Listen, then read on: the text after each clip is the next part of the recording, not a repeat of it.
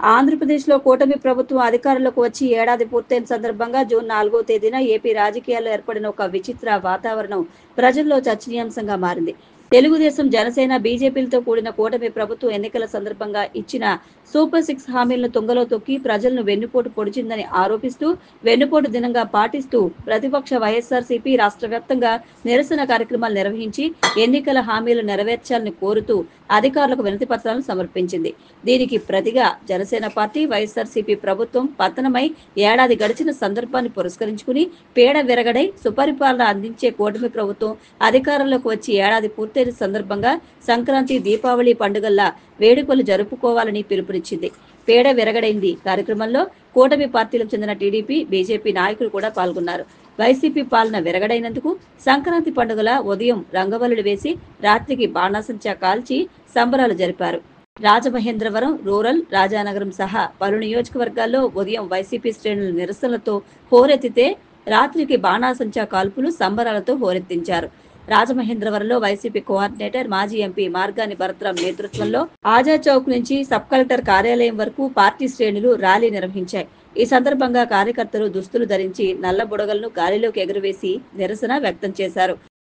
June 4వ తారీఖున ఆంధ్రప్రదేశ్ రాష్ట్రంలో కూటమి ప్రభుత్వం ఏర్పడి సంవత్సర కాలమైంది. ఈ సంవత్సర కాలంలో ఏ రకంగా మాయమాటలు చెప్పి మోసపూరితమైన హామీలు ఇచ్చి ఇవాళ చంద్రబాబు నాయుడు గారు ప్రభుత్వం అధికారంలోకి వచ్చిందో ప్రజలందరూ కూడా గమనించారు. ఇవాళ ప్రజలందరినీ కూడా ఉట్టుట్టి మాటలు చెప్పి ఉచిత ఇసుక అని చెప్పారు. ఎక్కడుందండి ఉచిత ఇసుక? ఇవాళ మద్యం ఏర్లే పారుతూ ఉంది. రాష్ట్ర వ్యాప్తంగా 60,000 పైచీలకు బెల్ట్ షాపులు ఉన్నాయి. చంద్రబాబు నాయుడు గారు చెప్పారు, బెల్ట్ షాపులు పెడితే నేను బెల్ట్ తీస్తానన్నాడు. మరి ప్రతి చోట చూస్తే బెల్ట్ షాపులు కనబడుతున్నాయి. మరి తల్లికి వందనం అని చెప్పారు. ఇంట్లో ఎంతమంది పిల్లలు ఉంటే అంతమంది పిల్లలకి కూడా తల్లికి వందనం ఇస్తామని చెప్పారు. మరి ఎక్కడిచ్చారు? సంవత్సరం అయింది. మరి దీన్ని వెన్నుపోటు కాకపోతే ఏమంటారని అడుగుతున్నా. మరి ఇవాళ మేమందరం కూడా వైఎస్ఆర్సీపీ శ్రేణులు, వైఎస్ఆర్సీపీ పార్టీ ఇచ్చిన పిలుపు సంవత్సర కాలంలో ప్రజలందరికీ కూడా వెన్నుపోటు పొడిచారనే అంశంని మేము లేవనెత్తుతా ఉన్నాం. రైతులు, ఏ రైతు బాగున్నాడండి చెప్పండి? పొగాకు రైతు బాగున్నాడా? లేకపోతే ధాన్య రైతు బాగున్నారా? లేకపోతే మిర్చి రైతు బాగున్నారా? పత్తి రైతులు బాగున్నారా? లేకపోతే ఆక్వాకి సంబంధించి చేపలు కానీ రొయ్యలు కానీ ఏ రైతు బాగున్నాడు? అందరూ కూడా రైతులందరూ కూడా చాలా నష్టపోయిన పరిస్థితులు కనబడుతున్నాయి. మరి రైతులకి గిట్టుబాటు ధర కొంటున్నారని అంటే మొలకొచ్చిన ధాన్యం వచ్చేస్తూ ఉంది, తడిచిన ధాన్యం కొనిన పరిస్థితులు లేవు. మరి వాళ్ళ పొగాకు రైతులకు కూడా ఎక్కడా కూడా వాళ్ళకి 30,000 రూపాయలు గతంలో వచ్చేది, కనీసం ఇప్పుడు దాంట్లో శాతం పైన తగ్గిపోయిన పరిస్థితులు. మరి అదేవిధంగా ఉచిత బస్సు అన్నారు. ఎక్కడ ఉందండి ఉచిత బస్సు? మరి ఇవన్నీ అబద్ధాలు కాదా అని అడుగుతా ఉన్నా. మరి నిరుద్యోగులకి అందరికీ కూడా 3,000 రూపాయలు నిరుద్యోగ భృతి ఇస్తా అన్నారు. మరి ఎక్కడ ఇచ్చారని అడుగుతున్నా. 20 లక్షల ఉద్యోగాలు కల్పిస్తూ ఉన్నారు. పోనీ సంవత్సరం అయింది, కనీసం ఒక 4-5 లక్షల ఉద్యోగాలు అయినా కల్పించాలి కదా. ఉన్న ఉద్యోగాలు తీస్తారే. వాలంటీర్ పిల్లల్ని అందరినీ కూడా మోసం చేశారు. ఇదే పవన్ కళ్యాణ్ గారు ఏం చెప్పారు? నేను మీకు పెట్టేవాడినే కానీ కొట్టేవాడిని కాదు, నేను 10,000 రూపాయలు మీకు పారితోషికం అంటే శాలరీ ఇప్పిస్తానని చెప్పిన మరి పవన్ కళ్యాణ్ గారు మరి దీని గురించి ఎందుకు స్పందించట్లేదు? మిమ్మల్ని అందరినీ కదా, అటు ఒక పక్కన మోడీ గారు, ఒక పక్కన పవన్ కళ్యాణ్ గారు, ఇంకో పక్కన చంద్రబాబు నాయుడు గారు, ముగ్గురు కూటమి ఉంటే అద్భుతాలు జరుగుతాయని ప్రజలు భావించి ఓట్లు వేశారు. మరి ఏం చేశారు? ఆ రోజే బీజేపీ క్లియర్ లైన్తో ఉన్నారు. ప్రజలు ఎవరో కూడా గమనించలే. బీజేపీ రిప్రజెంటేటివ్ ఏదైతే సూపర్ 6 హామీలని మేనిఫెస్టోని కనీసం ఆయన ముట్టుకోవడానికి కూడా ఇష్టపడాలి. అంటే దీన్ని బట్టే అర్థమైంది. కానీ ఆంధ్రప్రదేశ్ ప్రజలు అర్థం చేసుకోలేకపోయారు. నేను ఒకటే అంశం చెప్తున్నానండి. ఇప్పుడు జగన్ గారు చేసిన తప్పు ఏంటి అని అడుగుతున్నా. మీరు పీడ విరగడయ్యి సంవత్సర కాలం అయిందని అంటున్నారు కదా. ఆయన ఇచ్చిన పథకాలన్నిటిని కూడా, నవరత్నాల పథకాలన్నిటిని కూడా అమలు చేశారా లేదా? 195% పైనే ఆయన ఇచ్చిన హామీలన్నీ కూడా నిలబెట్టుకున్న మరి జగన్మోహన్ రెడ్డి గారు ఆయన డైరెక్ట్గానే చెప్తూ ఉంటారు. మా పార్టీ నినాదం కూడా అంతే, జగనన్న మాట ఇస్తే మాట తప్పరు, మడమ తిప్పరు అని. మరి చంద్రబాబు నాయుడు గారు మాట ఇస్తే ఏంటి పరిస్థితి? ఏ ఒక్క హామీ అయినా నిలబెట్టుకున్నారని అడుగుతున్నా. మీకు కనీసము మీకు అంటూ ఒక మనస్సాక్షి ఉంటుంది కదా, దానికి కూడా మీకు అనిపించట్లేదా? ఇవాళ పాపము MDU ఆపరేటర్స్ రేషన్, ఇంటింటికి రేషన్ ఇచ్చే పరిస్థితుల నుంచి ఇవాళ క్యూ లైన్లో నుంచునే పరిస్థితులు వస్తూ ఉన్నాయి. మరి ఇంటింటికి రేషన్ బాగుందా, లేకపోతే క్యూ లైన్లో నుంచిన రేషన్ బాగుందా అని మీరు ప్రజల దగ్గరికి వెళ్తే మీకే కనబడుతుంది. ఇవాళ ఆంధ్రప్రదేశ్ రాష్ట్రము అన్యాయం అయిపోయింది అనేది వాస్తవము. జగన్మోహన్ రెడ్డి గారు ఆయన అధికారంలో ఉన్నప్పుడు మీరు జిఎస్టీ సేల్స్ కూడా చూసుకోండి. చంద్రబాబు నాయుడు గారు దిగిపోయే టైంకి సంవత్సరానికి 18,000 కోట్ల రూపాయలు జిఎస్టీ వచ్చేది. జగన్మోహన్ రెడ్డి గారు దిగిపోయే టైంకి 44,000 కోట్ల రూపాయలు జిఎస్టీ వచ్చింది. అంటే ఎంత శాతం వృద్ధి చెందిందనేది ఒక్కసారి మీరు ఆలోచన చేయండి. ఇప్పుడు ఈ సంవత్సర కాలంలో చంద్రబాబు నాయుడు గారు వచ్చిన తర్వాత సంవత్సర కాలంలో వృద్ధి శాతం ఎంత పెరిగింది? రూరల్ నియోజకవర్గంలో మాజీ మంత్రి చెల్లుబోయిన వేణుగోపాలకృష్ణ, యువ నాయకుడు జక్కంపూడి గణేష్ నేతృత్వంలో బొమ్మూరులోని పార్టీ కార్యాలయం నుంచి కలెక్టరేట్ వరకు భారీ ర్యాలీ నిర్వహించారు. రాజానగరం నియోజకవర్గంలోని కోరుకొండలో మాజీ ఎమ్మెల్యే జక్కంపూడి రాజా ఆధ్వర్యంలో పార్టీ శ్రేణులు తహసీల్దార్ కార్యాలయం వరకు భారీ నిరసన ప్రదర్శన జరిపారు. ఉదయం వైసీపీ నిరసనలతో హోరెత్తగా సాయంత్రానికి కూటమి నేతలు బాణాసంచాతో సందడి చేశారు. రాజమహేంద్రవరంలోని జాంపేట సెంటర్లో జరిగిన సుపరిపాలన సంబరాల వేడుకల్లో ఎమ్మెల్యే ఆదిరెడ్డి వాసు, కూటమి నాయకులు పాల్గొన్నారు. కూటమి శ్రేణులు ఉదయం రంగవల్లులు వేయగా సాయంత్రం బాణాసంచా కాల్చి సంబరాలు జరిపారు. సుపరిపాలన పూర్తయి సంవత్సరం. ఎప్పుడు స్వతహాగా దీపావళి అంటే ఏంటి? వధించిన తర్వాత ప్రజలందరూ కూడా సంబరాలు చేసుకుంటా ఉన్నారు. దాన్ని దీపావళి వెలుగు నింపి ఆనందాలు అన్నిటికీ ప్రతీక. అదేవిధంగా ఆ సైకో ఏదైతే నారా లోకేష్ గారు పెట్టారో, వైఎస్ఆర్ కాంగ్రెస్ పార్టీ పేరు సైకో వ్యక్తిత్వం కలిగిన వాళ్ళందరి నుంచి కూడా పీడ విరుగుడయ్యింది ఈ రోజుతోటని గమనించి ప్రజలందరూ కూడా సంతోషంగా సంబరాలు చేసుకుంటా ఉన్నారు. అంతే. సుపరిపాలన పూర్తయి సంవత్సరం పూర్తయిన సందర్భంగా ఈ దీపావళి, సంక్రాంతి, ముగ్గుల పోటీ ఒక పండుగ. మా అందరికీ ఒక పండుగ. మాకే కాదు ఇది ఏదో రాజకీయ పార్టీగా కార్యక్రమం కాదు. కూటమి రావడం ప్రజల్లో ఒక ఆనందం ఉంది, ఒక సంతోషం ఉంది. రాష్ట్రం విభజన అయిన తర్వాత ఏదైతే కాంగ్రెస్ ఉందో భూస్థాపితం అయిన తర్వాత వాళ్ళు ఎక్కడా కూడా ముందుకొచ్చి మేము ఎలా ఉన్నాం అలా ఉన్నాం, ఇది వెన్నుపోటు ప్రభుత్వం అని మాట్లాడింది లేదు. వాళ్ళు భూస్థాపితం అయిపోయారు. కానీ ఈ రోజున వైఎస్ఆర్ కాంగ్రెస్ పార్టీకి 11 సీట్లు వచ్చి బుద్ధి తెచ్చుకోకుండా ఇంకా వెన్నుపోటు అని అసలు వేసింది పోట్లే ఆలు. అసలు వెన్నుపోటుకి కానీ గొడ్డల వేటుకు కానీ బ్రాండ్ అంబాసిడర్ వైసీపీని జగన్మోహన్ రెడ్డి. వాళ్ళు ఇంకా వస్తున్నప్పుడు ప్రజలకు కూడా తెలియజేయాల్సిన బాధ్యత మా పైన ఉంది. ప్రజలకు అన్నీ తెలుసు. కానీ ఎప్పటికప్పుడు వాళ్ళని చైతన్యవంతులు చెయ్యకపోతే 2019లో జరిగిన తప్పిదం మళ్ళీ జరగకూడదంటే ప్రజల్ని ఎప్పుడప్పుడు చైతన్యం చేస్తూ ఈరోజు కార్యక్రమం అంటే క్రాకర్లు కాల్చుకోవడం లేకపోతే ముగ్గులు పెట్టడం కాదు. దాంతోపాటు ఈ సంవత్సరం పొడిగినా ఎంత కష్టపడి ఈరోజు ఈ రాష్ట్రాన్ని ముందుకు తీసుకెళ్ళాం. ఏ కష్టాలు ఉన్నాయి మనకి, ఎన్ని కష్టాల్లోంచి కేంద్రం ఒక సహకారంతో ఈ రాష్ట్రం ఎలా ముందుకెళ్తా ఉందన్నది కూడా ప్రజలకు తెలియజేసే కార్యక్రమం. ఇప్పుడే వస్తూ అలాగ ఆజాద్ చౌక్ నుంచి ఇప్పుడే ఒక దేవాలయం నిర్మాణం చేసాం.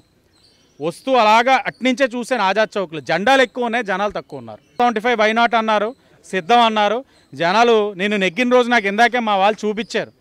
నా రిజల్ట్ అనౌన్స్ అయిన తర్వాత 73,000 మెజార్టీ వచ్చిన తర్వాత బయటకు వచ్చినంటే మీడియా వాడు అడిగినంటే ఫస్ట్ నేను మాట్లాడిన మాట గోబ గుయ్యమందే అన్నాను. ఇప్పుడు మళ్ళీ గోబ గుయ్యమన్న మాట మరలా చెప్తా ఉన్నాను. బుద్ధి తెచ్చుకుంటే కనీసం 11 సీట్లు రేపు 1 సీట్ అయినా రావచ్చేమో. ఎందుకంటే రాజకీయ పార్టీగా వాళ్ళు చేస్తున్న కార్యక్రమాలు ఏవి కూడా ప్రజలకు ఉపయోగకరంగా లేవు. నేను ఈరోజు అధికారంలో ఉన్నాం కాబట్టి మొత్తం అంతా కరెక్ట్గా చేసేస్తున్నాను నేను అన్నాను. తప్పిదాలు ఉన్నప్పుడు ప్రతిపక్ష పాత్ర ఏమిటి? ఆ తప్పిదాలను మా దృష్టికి తీసుకొచ్చి ప్రశ్నించి నిర్మాణాత్మకంగా ఇవి చేస్తే మంచిదని చెప్పాలి.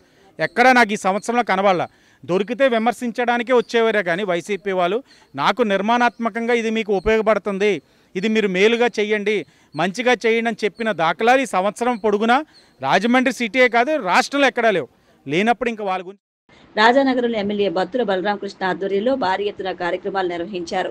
రాజానగరం జనసేన పార్టీ కార్యాలయం వద్ద నుండి సుమారు 5,000 బైకులతో కోరుకొండ లక్ష్మీ నరసింహస్వామి గుడి వరకు భారీ ర్యాలీని జరిపారు.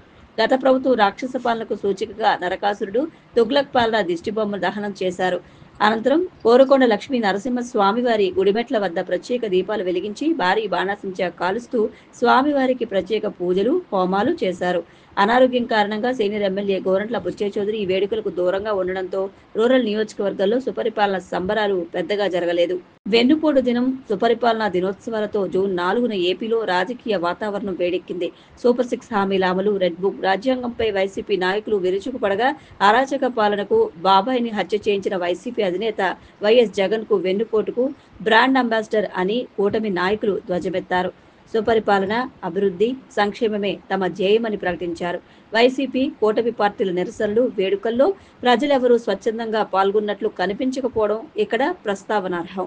ప్రజల్లో వ్యతిరేకత వ్యక్తమవుతున్న నేపథ్యంలో ఇప్పటికిప్పుడు ఎన్నికలు జరిపితే వైసీపీ అధికారంలోకి వస్తుందా అని ఆ పార్టీ నాయకులు ప్రశ్నిస్తే స్పష్టమైన సమాధానం చెప్పలేకపోతున్నారు. అయితే ఇలాగే ప్రజా వ్యతిరేకత పెరిగితే 2029 నాటికి మళ్లీ అధికారంలోకి వస్తామని ఆ పార్టీ నేతలు ధీమాతో ఉన్నారు. అలాగే సుపరిపాలన చేస్తున్న కూటమి పార్టీ నేతలను ఇదే ప్రశ్న వేయగా ఈసారి ఎన్నికల్లో జగన్కు ఇప్పుడున్న 11 స్థానాలు కూడా దక్కడం కష్టమని జోస్యం చెబుతున్నారు. వైఎస్ఆర్సీపీ పాలనలో నగదు బదిలీ పథకాలు అమలు చేయడంతో ప్రజల చేతుల్లో డబ్బులు ఆడి మార్కెట్లు కూడా కాస్త కళగా కనిపించేవని వర్తకులు చెబుతున్నారు. సూపర్ 6 వంటి సంక్షేమ పథకాలు పూర్తి స్థాయిలో అమలు కాకపోయినా కూటమి ప్రభుత్వం రాష్ట్రంలో రోడ్ల వంటి మౌలిక వసతులను అభివృద్ధి చేస్తుందన్న ఆశాభావంతో ప్రజలు ఉన్నారు. రాజకీయ పార్టీల ప్రకటనలు ఎలా ఉన్నా వైసీపీ కూటమి పాలనపై బేరీజు వేసుకుని ఎన్నికల్లో అంతిమ తీర్పులైన ప్రజలు ఎటువైపు మొగ్గు చూపిస్తారన్నది అంతు చిక్కడం లేదు. ప్రజాభిష్టాన్ని తెలుసుకునేందుకు 2029 వరకు వేచి చూడాలి. ప్రభుత్వం ఏర్పడక ముందు ప్రజలకి నేటి పాలకులు అంటే చంద్రబాబు నాయుడు గారు అవ్వచ్చు, లేకపోతే పవన్ కళ్యాణ్ గారు, భారతీయ జనతా పార్టీ, ఈ ముగ్గురు కలిసి ఎన్నికల ముందు ప్రజలకు చెప్పినటువంటి మాటలు, ఎన్నికలు అయిన తర్వాత అధికారంలోకి వచ్చి దాన్ని అమలు చేయలేనటువంటి తీరు. వారు ప్రధానంగా తెలుగుదేశం పార్టీలో ఎన్టీ రామారావు గారు ఏర్పాటు చేసినటువంటి పార్టీ. ఒక కుతంత్ర రాజకీయం చేశారా, కుటిల రాజకీయం చేశారా, ఆయన దగ్గర నుంచి దాన్ని లాక్కున్నారు. ప్రజలకు ఇచ్చినటువంటి వాగ్దానాలు ఏదైతే ఉన్నాయో, సూపర్ 6 హామీలు ఉన్నాయో, వాటి ఒక్కటి కూడా అమలు జరగలేదు. ఎవరు పీడిస్తున్నారనేది ప్రజలు చెప్పుకుంటున్నారు. పీడ అనేటువంటి పదం వాడారు కాబట్టి ఈ రాష్ట్రంలో ప్రజలకి, ప్రభుత్వానికి వచ్చే ఆదాయాన్ని పెంచి ప్రజలకు సంక్షేమం పంచాలి. చంద్రబాబు నాయుడు గారు నేను సంపద సృష్టిస్తానన్నాడు. ఇవాళ సంపదగా వచ్చేటువంటి ఇసుక ఎవరికి పంచుతున్నారు? వారి నాయకులు పంచుకుంటున్నారు. పేరుకు ఉచితం, పంపకాలు తెలుగుదేశం పార్టీ నాయకులకి. దీన్ని ఏమంటాం మనం? అలాగే మద్యం, ప్రజల గొంతై ప్రజాపక్షాన, అధికారం ఉన్నా లేకపోయినా ప్రజాపక్షాన పనిచేయడానికి వైఎస్ఆర్ వచ్చిన అధికారాన్ని దుర్వినియోగం చేసి ప్రజాకంటక పాలన చేసిన పర్యవసానంగా ప్రజలు పండగ చేసుకుంటున్నారు. ఒక దుర్మార్గ పరిపాలన పోయింది. రాష్ట్రానికి పట్టిన చీడపీడ విరగడైపోయింది.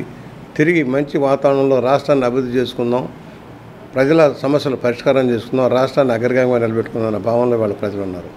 అప్పుడే మర్చిపోయారు, తమ తప్పులంతా మర్చిపోయారు, తమ దోపిడీ విధానంతా మర్చిపోయారన్న భ్రమంలో ఇవాళ మరలా నయవంచన పేరుతోటి బయటకు వస్తూ ఉన్నారు. నయవంచన చేసిన వాళ్ళు, ప్రజలకి దగా చేసిన వాళ్ళు, ప్రజా కంటకులుగా మారిన వాళ్ళే ఇవాళ మళ్ళా కొత్త అవతారంలో బయటకు వచ్చే పరిస్థితి వస్తుంది.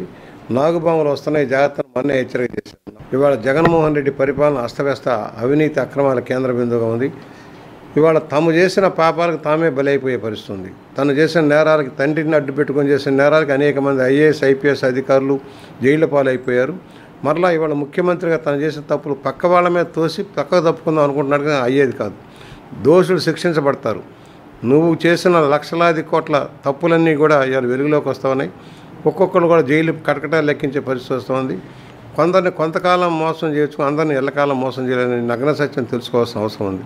ఇవాళ అప్పుడే రోడ్డు మీదకి వచ్చేసాను, దగా మాటలు చెబుతాను, దోపిడీ మాటలు చెబుతా అంటే అయ్యేది కాదు. వాస్తవాలు గమనించారు కనుకనే 11 సీట్లతో సరిపెట్టారు. వెన్నుపోటు పడిచింది ఎవరు? ప్రజలకు వెన్నుపోటు పడిచింది.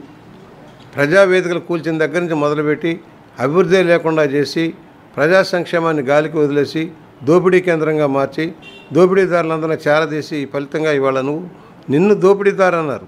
ఇవాళ ఎందుకు నీకు 151 సీట్లు ఇస్తే పరిపాలించడం కోసం చేతకాక దోపిడీ కేంద్రంగా మార్చావు కనుకనే నిన్ను ఇంటికి పంపించారు.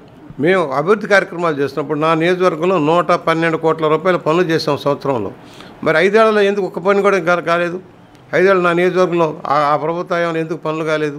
ఇవాళ ఒకటే చెబుతున్నాం, ఇవాళ అవుతున్నాయి. ఇంకా ఇవాళ నువ్వు చేసిన నిర్వాహకం వల్ల 10,50,000 కోట్ల రూపాయలు అప్పులమై అయిపోయింది. 1,20,000 కోట్ల రూపాయలు బిల్లులు బాకీ పెట్టావు. అనేక వ్యవస్థల యొక్క డబ్బంతా పక్కసారి పట్టించావు, కేంద్ర ప్రభుత్వ పథకాల డబ్బంతా పక్కదారి పట్టించావు. అయినా కూడా ఇవాళ నిలదొక్కుని నువ్వు చేసిన తప్పును సరి చేసుకుంటూనే కేంద్ర సహకారంతో ముందుకు వెళ్తున్నాం. పోలవరం లాంటి ఆగిపోయిన పోలవరం ప్రాజెక్టును ముందుకు తీసుకువెళ్తున్నాం, జలవనరుల ప్రాజెక్టులు ముందుకు తీసుకువెళ్తున్నాం, అమరావతిని ముందుకు తీసుకువెళ్తున్నాం, సంక్షేమాన్ని అభివృద్ధి చేస్తున్నాం. 4,000 రూపాయల పెన్షన్ 4,000 రూపాయల పెన్షన్ ఒకేసారి ఇచ్చిన ఘనత చంద్రబాబు గారిది. నువ్వు 3,000 చేస్తానని 5 ఏళ్ళకు కూడా చేయలేకపోయావు. నిరుద్యోగ భృతి ఇస్తానన్నావు, ఇవ్వలేదు. ఉద్యోగాల కల్పన చేస్తావు, ఒక ఉద్యోగం ఇవ్వలేదు. జన్మలో రారు, వచ్చే అవకాశమే లేదు. జనమేమంటున్నారు, వస్తాడు జగన్ అని వాళ్ళు అంటున్నారు. తట్టాబుట్ట సర్దుకు పోతాం ఎట్లా అయితే అంటున్నారు ప్రజలు. మా ఒళ్ళు గుల్లైపోతుంది, దోచుకొని పోతాడు, ఇలాంటి జగనన్న రావాలా వస్తే బాబు. ఆంధ్రప్రదేశ్ రాష్ట్రంలో 4వ తేదీ జూన్ నెల 2024లో ఆంధ్రప్రదేశ్కు పట్టినటువంటి పీడ విరగడయిందని చెప్పి ఆంధ్రులందరూ కూడా ఎంతో సంతోషించినటువంటి రోజును పురస్కరించుకుని అదే తేదీన సంక్రాంతి, దీవాళి, ఉగాది కలిపినటువంటి సంతోషాన్ని వెలుగులతో ఉత్సవం చేసుకున్నటువంటి రోజు. చీడ విరగడయింది. ఆంధ్రప్రదేశ్ ఆర్థిక విధ్వంసం గత 5 ఏళ్లుగా జరిగిన దానికి ఆంధ్రులందరూ కూడా అన్ని రంగాల్లో నష్టపోయినందుకు ఆంధ్రప్రదేశ్ గంజాయి రాష్ట్రంగా, అలాగే డ్రగ్స్ రాష్ట్రంగా, దోపిడీల రాష్ట్రంగా, బ్లేడ్ బ్యాచీల రాష్ట్రంగా, రౌడీజం రాష్ట్రంగా అన్ని రంగాలని కూడా తుడిచిపెట్టేసి ఈ యొక్క ఏదైతే అసాంఘిక కార్యక్రమాలకి అడ్డాగా మారిందో ఆ పరిస్థితి నుంచి బయటకు వచ్చింది. కాబట్టి ప్రజలందరూ కూడా దీన్ని పీడ విరగరైనటువంటి రోజుగా ప్రజలందరూ కూడా వర్ణిస్తున్నారు. దానికి తగిన విధంగా మా జనసేన పార్టీ అధ్యక్షులు, ఆంధ్రప్రదేశ్ రాష్ట్ర ఉప ముఖ్యమంత్రి వర్యులు శ్రీ కొణిదెల పవన్ కళ్యాణ్ గారి పిలుపు మేరకు పీడ విరగడయింది అనే కార్యక్రమాన్ని చేయడం జరిగింది. వాళ్ళకంటే వెన్నుపోటు ఎవరండి? నమ్మించి ఒక్క అవకాశం అని చెప్పి ఓటు అడిగి ప్రజలను నమ్మించి తండ్రుల పేర్లు చెప్పుకొని అధికారంలోకి వచ్చి ప్రజలను వెన్నుపోటు పొడిస్తే ఆ ప్రజలు తిరిగి వాళ్ళకి ఏదైతే న్యాయం అనిపించిందో 2019లో మోసపోయాం కాబట్టి 2024లో మోసపోకూడదని ప్రజలు ఇచ్చిన తీర్పుని వెన్నుపోటు దినంగా వాళ్ళు పెట్టుకోవడం అనేది వైసీపీ వాళ్ళు చాలా దురదృష్టకరం. ఓటేసి 2019లో 150 ఎక్కువ సీట్లు ఇచ్చిన ప్రజలందరినీ కూడా వీళ్ళు వెన్నుపోటుదారులు అనడం సిగ్గుచేటుగా భావిస్తున్నారు ప్రజలు. జనరల్గా వాళ్ళ అధికారంలోకి రావాలి అని అంటే పగలెళ్ళి ఒక చెట్టు కింద పడుకుని వాళ్ళు అక్కడ కానీ కల కానీ కంటే అధికారంలోకి వచ్చినట్టేమో కానీ ఆంధ్రప్రదేశ్లో వైఎస్ఆర్సీపీ పార్టీ అనేది ఉండదు. వైఎస్ఆర్సీపీ పార్టీ అనేది పూర్తిగా క్లోజ్ అయిపోయి తట్టాపుట్ట సర్దుకునే పార్టీ. వైసీపీ పార్టీ అనేది ఆంధ్రప్రదేశ్లో కాదు, ఇంకెక్కడ ఉండదు. పార్టీ ముగింపు వార్షికోత్సవాలు చేసుకోవాలి తప్ప ఇంక వేరే అవకాశం లేదు. కూటమి ప్రభుత్వం డబుల్ ఇంజిన్ స్పీడ్తో ఆంధ్ర రాష్ట్రంలో ఈ సంవత్సర కాలంలో సమగ్ర అభివృద్ధి, సమగ్ర సంక్షేమం, అలానే డీసెంట్రలైజేషన్ ఆఫ్ ది డెవలప్మెంట్, సమగ్రమైనటువంటి అభివృద్ధి, సంక్షేమం, ఈ 2 కార్యక్రమాలు 2 కళ్ళులా కూటమి పెడుతుంది. ప్రతిపక్షాలు విమర్శలు సహేతుకం కాదు. గతంలో ఏనాడు ఆలోచించని రీతిలో ప్రభుత్వం ముందుకెళ్తుందని ఈ 1 ఇయర్ కాలంలో రాష్ట్రం ఒక ప్రగతి బాట పడుతుందనేటువంటి విషయాన్ని నేను స్పష్టంగా తెలియజేస్తాను.